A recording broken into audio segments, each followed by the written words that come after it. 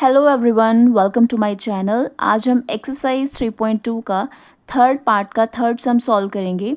The coach of a cricket team buys 7 bats and 6 balls for ₹3800.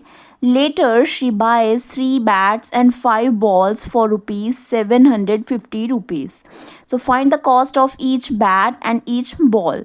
एक cricket team की coach जो है वो 7 बैट और 6 बॉल्स को ₹3800 में बाय करती है एंड देन 3 बैट और 5 बॉल्स को ₹750 में बाय करती है।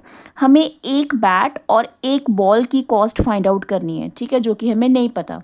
तो हम अपना सम यहीं से ही शुरू करेंगे। एक बैट और एक बॉल की जो कॉस्ट हमें नहीं पता उसी को हम लेट करेंगे। Cost of 1 ball is equals to X rupees and cost of 1 ball is equals to Y rupees. Condition के अकॉर्डिंग इक्वेशन बनाएंगे। जैसे 7 बैट्स एंड 6 बॉल्स हैं वो ₹3800 के हैं। सपोज हमारे पास ना एक पेन की कॉस्ट जो है वो ₹5 है, तो 5 पेन की कॉस्ट कितनी हो जाएगी, उसको हम एक पेन की कॉस्ट के साथ तो मल्टीप्लाई कर देंगे ना, तो कितनी आ जाएगी 5 पेन की कॉस्ट 25। यही सिचुएशन हमारे पास यहाँ पे है।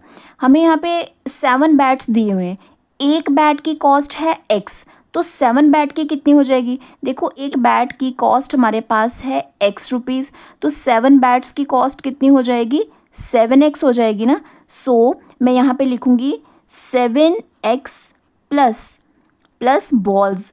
एक बॉल की कॉस्ट है हमारे पास Y, तो 6 बॉल की कॉस्ट कितनी हो जाएगी 6Y इज इक्वल्स टू 3800।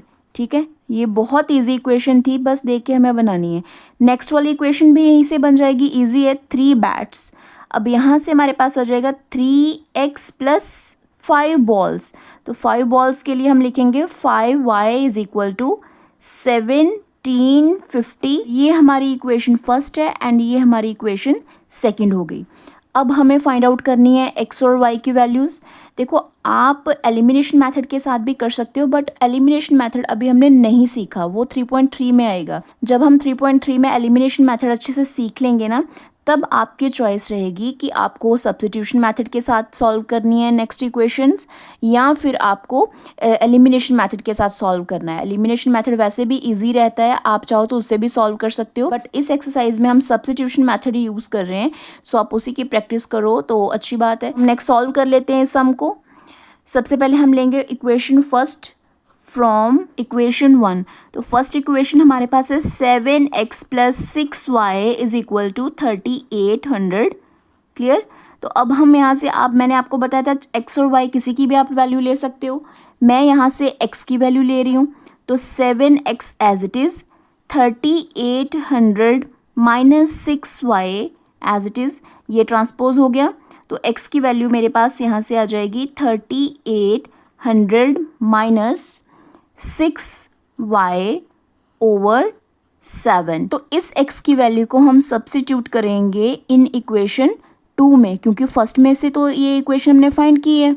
मैंने यहाँ पे लिख दिया सब्स्टिट्यूट इन इक्वेशन 2। तो सेकेंड इक्वेशन में अब हम इसी X की वैल्यू को सब्स्टिट्यूट करेंगे।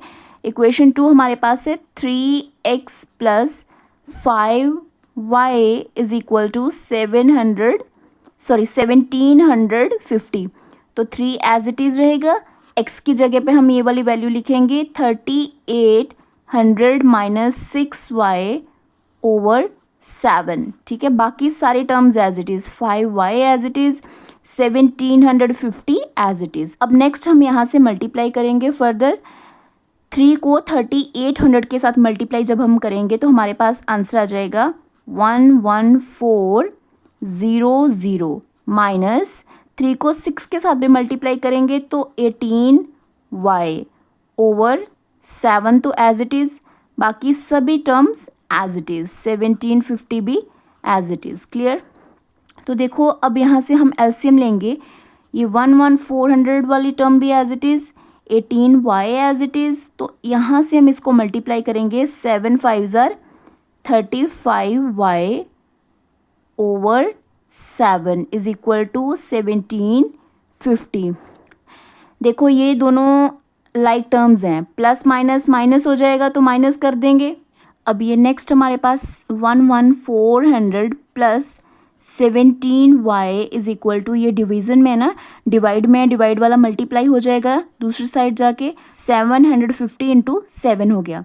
अब हमें यहाँ से y की वैल्यू चाहिए, तो 17y एज इट इज़, इन दोनों को सबसे पहले ना हम मल्टीप्लाई करवा लेते हैं। जब हमने इन दोनों को मल्टीप्लाई करवाई तो ये वैल्यू आ गई हमारे पास 11400 एज इट इज़।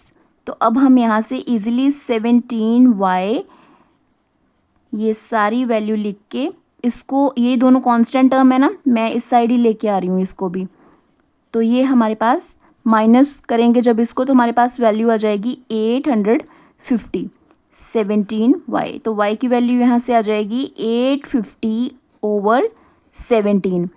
हम इसको जब कटिंग करेंगे तो हमारे पास आंसर आ जाएगा 50। सो y की वैल्यू यहाँ से आ जाएगी 50। अब y की वैल्यू आ गई, x की वैल्यू भी सेम फाइंड आउट करेंगे। इसी y की वैल्यू को हम पुट करेंगे, पुट इन, आप चाहो तो 1 में कर लो या 2 में कर लो, जिस इक्वेशन में मर्जी कर सकते हो। मैं सेकंड इक्वेशन में पुट कर रही हूँ। सेकंड इक्वेशन हमारे पास थी 3x + 5y is equal to 1750। So 3x as it is plus 5x, y की जगह पे हमारे पास आ जाएगा 50 is equal to 1750। Clear? 3x as it is, 5 5s are 25, 0 1750। 3x as it is 1750 minus 250, so 3x as it is, ये हम जब minus करेंगे तो यहाँ से हमारे पास वैल्यू आ जाएगी 500। तो x की वैल्यू यहाँ से आ गई 500/3। कटिंग करेंगे, सॉरी यहाँ से 1 भी आएगा, ये 1, तो यहाँ से हमारे पास वैल्यू आ जाएगी 500। x की वैल्यू यहाँ पे आ गई 500। अब x और y दोनों की वैल्यू हमने फाइंड आउट कर ली। इट मीन्स कि हम फाइंड आउट कर सकते हैं ना कि कॉस्ट जो हमने लेट की थी स्टार्टिंग में, कॉस्ट ऑफ 1 बैट और कॉस्ट ऑफ 1 बॉल की कितनी है।